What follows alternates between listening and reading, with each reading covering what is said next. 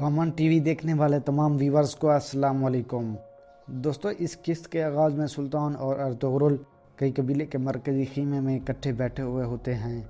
सुल्तान कहता है, मैं आपका गुस्सा और दर्द को समझ सकता हूँ। मेरी फ़ौज के लिए किले को फतह करना कोई बड़ी बात नहीं है, लेकिन अगर मैंने ऐसा किया तो नकिया का शहंशाह और सलेबी इस मामले में शामिल हो जाएंगे।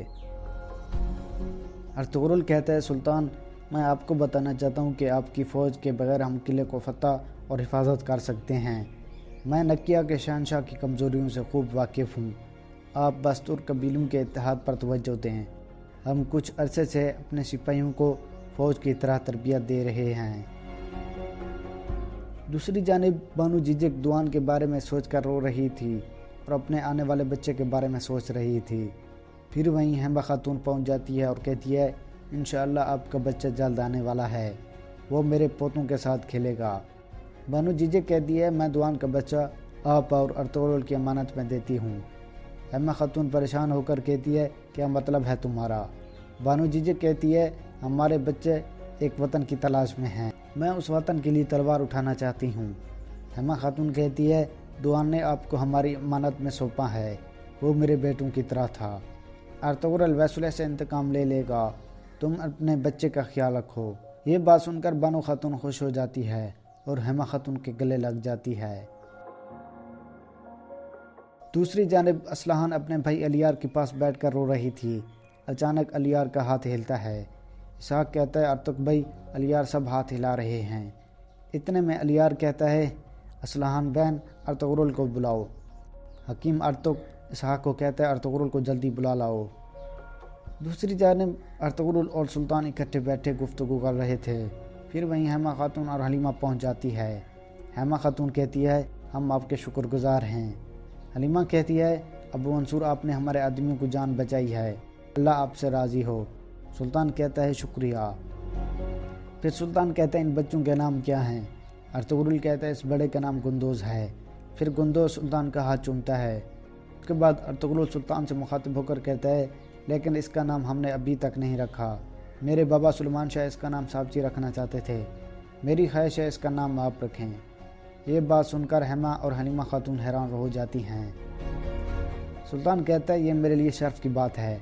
फिर अर्तुगरुल वो बच्चा सुल्तान को दे देता है। उसके बाद सुल्तान उसके कान में अजान देता है। अजान देने के बाद सुल्तान 3 बार कहता है, तुम्हारा नाम साबची है, यह नाम तुम्हें तुम्हारे दादा सुलेमान शाह ने दिया है। थोड़ी देर में वहाँ इसहाक पहुँचकर अर्तुगरुल साहब से कहता है, सरदार अलियार आपको बुला रहे हैं। ये सुनकर सभी खुश हो जाते हैं। अर्तुगरुल इजाज़त लेकर वहाँ से चला जाता है। दूसरी तरफ इब्नुल अरबी दुआ मांग रहे थे और उसकी आंखों से आंसू जारी थे। अलियार असलहान से कहता है, मैंने ज़िंदगी मुसाफिर की तरह गुजारी है, अल्लाह का शुक्र है मैं अल्लाह के रास्ते में शहीद हुआ हूँ। फिर अर्तुगरुल भी वहाँ पहुँच जाता है। अलियार कहता है, मैं आखिरी दफ़ा आपको देखना चाहता हूँ।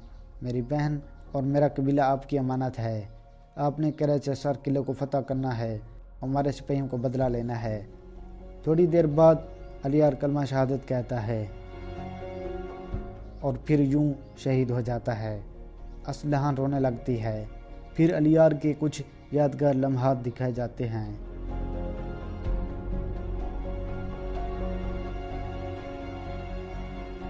दूसरी जानिब इब्नुल अरबी एक गार में बैठे हुए थे और अल्लाह से दुआ मांग रहे थे।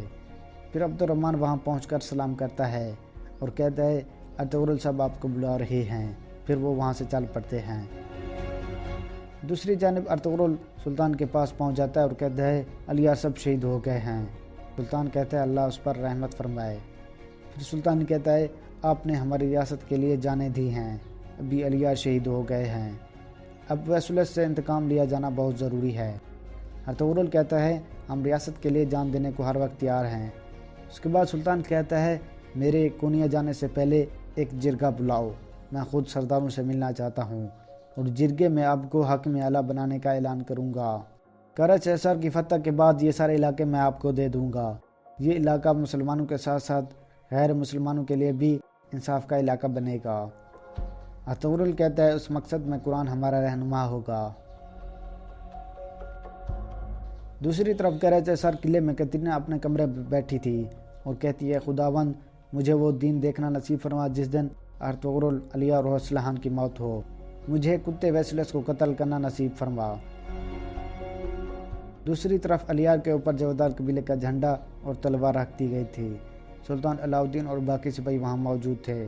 اتنے میں ابن العربی وہاں پہنچ جاتے ہیں اور سب کو سلام کرنے کے بعد کہتے ہیں شہید کی روح کے لیے فاتحہ پڑھیں۔ پھر سب فاتحہ خوانی کرنے لگ جاتے ہیں۔